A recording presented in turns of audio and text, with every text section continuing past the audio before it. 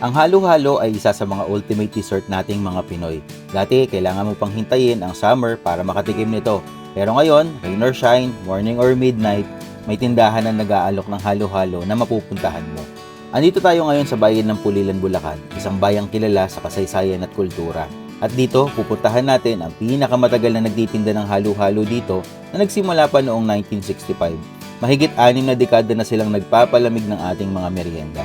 Pupuntahan din natin ang pinaka-unique na concept at ingredients ng halo-halo na sa Bulacan mo lang matitikman. At ang inspiring story ng isang mami na nagpatunay na walang imposible sa sipag at tamang timpla. Nang dahil sa halo-halo at social media, nagbago ang kanyang buhay. Exciting, 'di ba? So tara, simulan na natin ang RAL Project Pulilan Halo-Halo Project.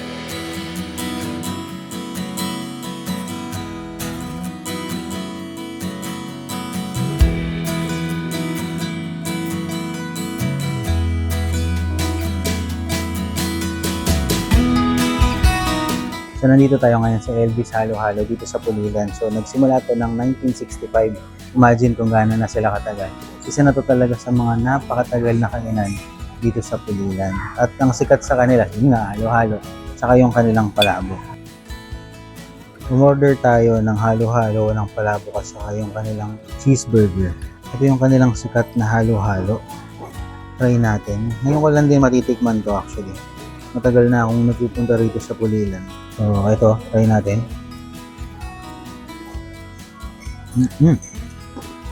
Para siyang pinaghalong saging kunyelo, mais kunyelo. Yun yung pinakalasa niya. Tapos meron siyang leche flan sa ibabaw. Tapos, parang mas malasa sa akin yung garbanzos. Ito yung lasa niya para siyang merienda talaga sa community. Ito yung mga timpla noon na gusto mo na merienda. Ito yung lasa niya. Ito yung mga lasa na para siyang pang matagal na nga ng mga kainan. Para sa akin, worth it tikman, worth it dayuhin kasi ano talaga siya, parang old recipe. Ganun siya. Tapos yung tamis niya sakto lang, hindi naman siya yung super tamis na mga sahog para sa mga halo-halo. Ayos siya. Ito yung kanilang palabok. Makapal yung pinaka ginamit na noodles. Ang ibabaw niya, yung giniling. Wala ka nang ilalagay, hindi mo siya lalagyan ng patis.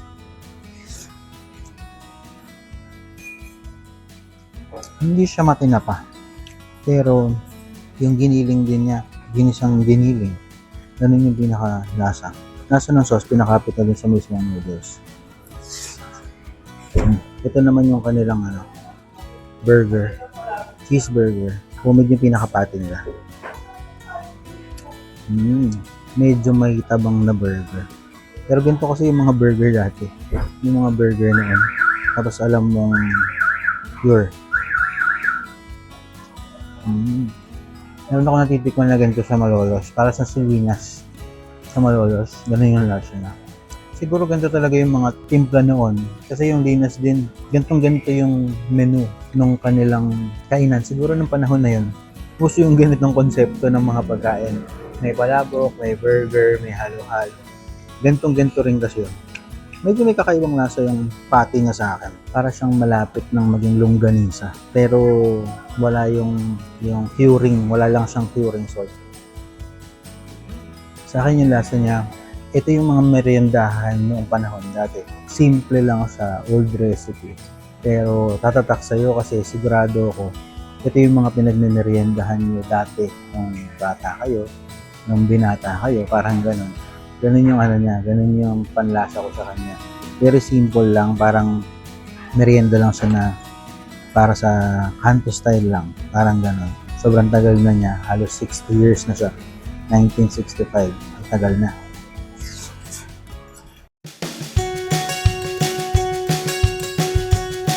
Dito tayo ngayon sa Barangay Lumbak, dito pa rin sa Pulilan. Andito naman tayo sa pinaka-unique na konsepto ng halo-halo. Hindi lang dito sa Pulilan, kundi sa buong Bulacan. Dito tayo ngayon sa Enteng's Grill and Restaurant. At sabi nga nila, hindi ka nakarating ng Pulilan pag hindi mo natikman yung halo-halo dito. Kasi kakaiba talaga yung kanilang ingredient at pinagmamalaki talaga ng Pulilan yung kainan mo. Ako po si Marty Villaseñor, kasalukuyang store manager ng Entengs Grill and Restaurant. We started December 2017. Nagsimula kami sa simpleng lugawan lang. 2019, before pandemic, nakaisip po kami ng isang idea. Ayun nga po yung banana turon halo-halo. Una, simpleng halo-halo muna. So nag-isip po kami ng isang bagong idea kung paano po namin siya magagawang kakaiba. Naglagay tayo ng ano po ang pwedeng i-partner sa halo-halo. Pag bumili tayo ng halo-halo, dapat may ka-partner pa siyang parang tinapay or anything na naisip namin na pagsamahin na. So meron na tayong turon, meron pa tayong halo-halo at the same time.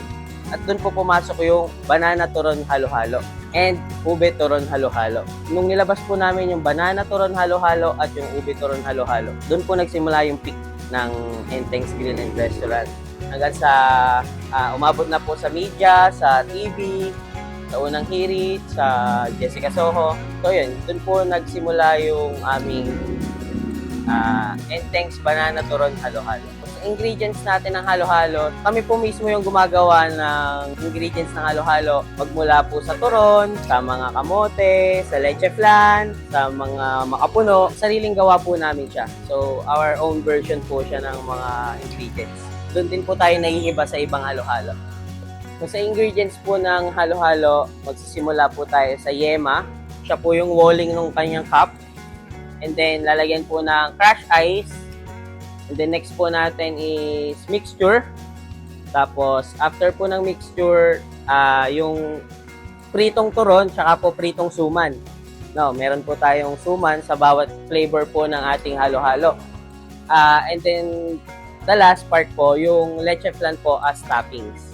So ito na yung banana turon, ube turon halo-halo ng Entengs dito sa Pulilan. Kakaiba talaga yung concept nito kasi meron na siyang turon, merong kang suman, siyempre merong leche flan. Ang dami talagang sahog. Kaya kakaiba. Yung pinakalaman pa lang, yung pinakasahog pa lang ng halo-halo na to, busog ka na talaga. Actually, ang isang konsepto rin nito, kung makikita nyo naman, dati pa akong kumakain dito. Isa talaga to sa mga paborito kong halo-halo dito sa Bulacan, no? Dito sa Pulilan. Kasi bukod sa kakaiba, masarap talaga yung kanilang halo-halo. Ang isa rin talagang konsepto ng turon halo-halo na to, meron ka ng dessert at the same time, pinagsama-sama rin kasi talaga dito yung mga merienda nating mga Pinoy. Diba? Meron kang turon, meron kang leche flan, meron kang suman, meron kang minatamis na beans, meron silang kamote. Yun talaga yung konsepto.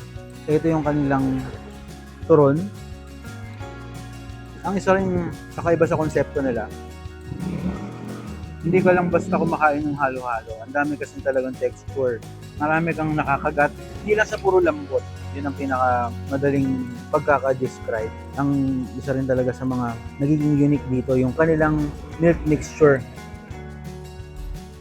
Wala ka talaga halos matitikman na halo-halo na ganito ang timpla.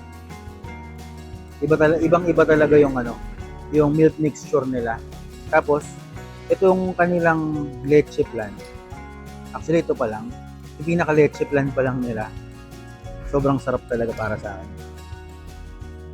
Kung nagustuhan nyo yung leche flan nila, pwede rin kayong bumili ng pinaka-leche flan kasi nagbebenta rin sila nun. I'm sure, magugustuhan nyo yung leche flan nila at bibili nyo rin yun para pampasalubong. At yung sinasabi ko, meron silang suman na nakaprito, nakabalot din siya na parang turon. Ito naman yung kanilang ube, turon, halo-halo. So, meron din siyang turon, pero ube yung kanyang nasa loob. Meron siyang parang ube kamote sa pinakaloob niya. Tapos, prinito rin siya na parang turon. Ito naman, meron siyang kamote. Ube kamote. Tapos makapuno. Merong mga tao na mas gusto yung banana. Merong mga tao naman na mas gusto itong ube na turon halo-halo. Ako, mas gusto ko talaga yung banana. Pero, hindi ko naman tatanggihan yung ube, siyempre. Sa halo-halo po natin, available po siya from 6 a.m. to 12 midnight. And then, wala po siyang pinipiling panahon. Kahit mainit or malamig, available pa din po. Sa mga gusto pong makatikim ng aming pinagmamalaking halo-halo, located po kami sa Lumbac, Pulilan, Bulacan. Sa harap lang po kami ng mahal na senior church. So, hanapin nyo na lang po. Pwede nyo din pong i-Waze, pwede din pong i-Google Map.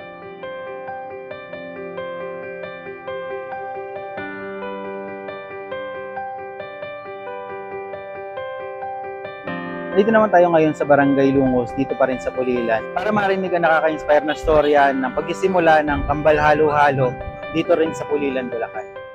Ako si Mami Keng, ang owner ng Kambal Halo-Halo. March 2024 po, nag-start kami. March 14 to be exact. Tapos nag-start po kami sa Longos, Pulilan. Ano lang po yun parang kasi nagbablog po ako. For the content lang talaga. Tapos hindi ko naman po in-expect na magbo-boom. Meron lang ako napanood sa YouTube na nagtitinda po ng halo-halo. Sinaya ko po yung friend ko, sabi ko, parang magandang idea yung sa halo-halo since summer. Hindi ako, personally po, hindi ako kumakain ng halo-halo. Kaya, doon po pumasok yung ibang flavor din namin, na which is yung mas preferred ko, na kinakain ko talaga. Ako po kasi may anak na po ako. So ngayon, pinapunta ko po siya sa bahay para doon po kami magluto-luto, mag-testing, magtimpla, ganyan. And since nasa bahay din po si mama ko, and siya yung mas may alam ding magluto.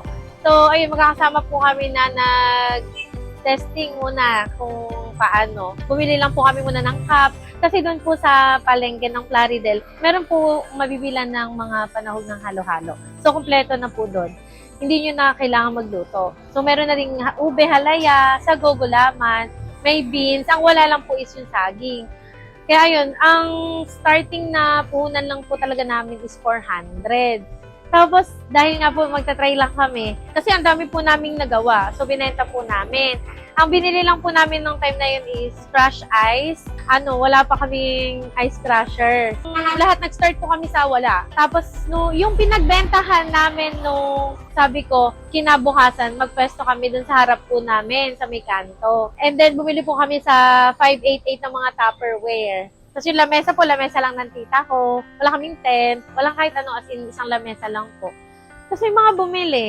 Sa sumunod na araw, mas dumami hanggang sa mas dumadami na. Kasi po araw-araw ko ding ina-upload sa vlog. So ayun, parang yung mga tao na gusto nilang matry. Sabi ko, mas maganda pala yung ganitong setup na kanto style lang. Kaya ayun, nung nakaluwag-luwag, bumili mo kami ng tent. Kasi po ang pantabing lang po namin nun, Cortina pa yun ng tita ko. At kung ano lang talaga yung magagamit namin pantabing sa araw, gano'n. Tapos, parang 2 weeks na po bago kami nakabili ng tent. Tapos, nagulat ako, ang dami na pong nanonood. May mga gusto na mag-franchise. Undecided kami. Pero ang dami pa ring willing. Tinry po namin. Nag-accept kami ng isang franchisee. And then, ang dami na. Pasig, Quezon City. Nagulat ako kasi yung sa Bulacan, wala masyado. Ang mas interested na mag-franchise, yung mas malayo. Meron din. Ngayon, open po yung Pampanga din. Open pa rin. Actually, nung marami na pong branches din, wala, di pa rin po ako makapaniwala. Parang pag nandun ka pala sa ganong sitwasyon, hindi mo nakikita. Parang yung POV na ganon, na ito ka, hindi mo nakikita. So parang, ang tingin ko pa rin sa amin, ito lang. Hindi ko nakikita na lumawak pala siya. Ito na yung Kambal Halo-Halo. Tapos ito yung kanilang 120 na sizing. Unahin na natin yung sabaw kasi.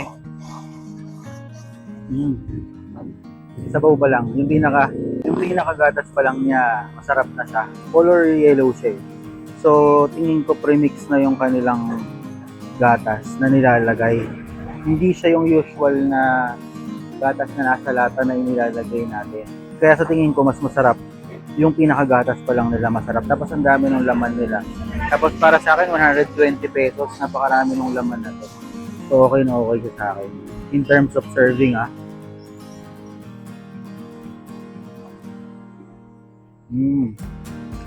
Sabi ni Mami Keng, halos lahat ng ingredients dito, sila yung gumagawa. Kaya yung lasa, yung sarap, yung tamis, kontrolado nila lahat. Tapos meron din silang crema leche, yung niluto na milk. Yun na yung pinaka nagpapatamis Yun yung pinaka nagiging additional na lasa nila.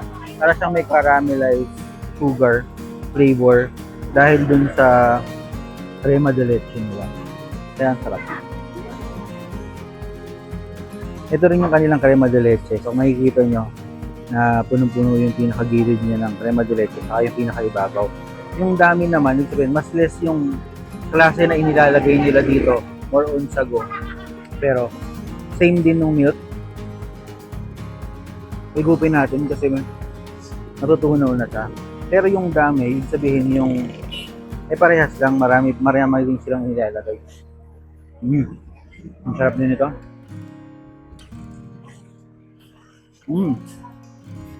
Parang mas type ko to. Tapos, siyempre yung leche plan.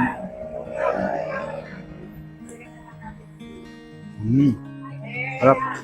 Actually, ang dami nito para sa 120 para sa akin. Meron siyang sago, meron siyang saging, meron silang makapuno. Dami. Ayos, sarap. Naipon, sir. Nakaipon po kami. Ngayon, kakalipat lang po namin sa bagong bahay. Pero ano po yun? Hindi naman po fully paid. Utang pa rin. Pero yung pinang-down payment po namin. Kasi yun din yung isa sa pangarap ko para sa mga anak. Hindi na lang sa sarili. Kasi ako, kaya ko namang tumira ng matagal na taon sa maliit na bahay. Pero yung mga anak ko po, na makita na dun sila lalaki, syempre, mangarap na nga lang daw, lakihan na. So, nangarap ako ng mas malaki. Utang po yun, oh. Ayan, nakatulong ko talaga. Parang 80% si mama, 20% ako lang para sa vlog. Si mama talaga lahat nagluluto, ganyan. Pati yung kaibigan ni mama, sabi ko nga, kayo na lang yung kambal. Sa mga gusto pong makatry ng kambal sa halo-halo, located kami, Agnaya Plaridel, malapit kami sa O-Save. Tapos, meron din kaming pwesto sa Longos Pulilan, malapit naman sa PTC gas station. Sa mga taga Quezon City, meron kami sa Quezon City, Manresa. Tapos, meron din kaming Pasig, pero online lang si Pasig City. Meron din kaming Poblacion Pulilan sa mga gusto mag-dine-in, meron silang dine-in available doon. And ayun, sana makapagbukas tayo ng mas malaking branch. Abangan nyo yan. Abangan! So ayan, napuntahan na natin yung tatlo na halo-halo na ipinagmamalaki. Hindi lang ng Pulilan, kundi ng buong Bulacan. Hindi lang sa tagal, sa ganda ng konsepto, sa ganda ng storya. Kaya kapag napunta kayo dito sa Pulilan, pwede niyong puntahan yung tatlong halo-halo na ipinagmamalaki ng Bulacan.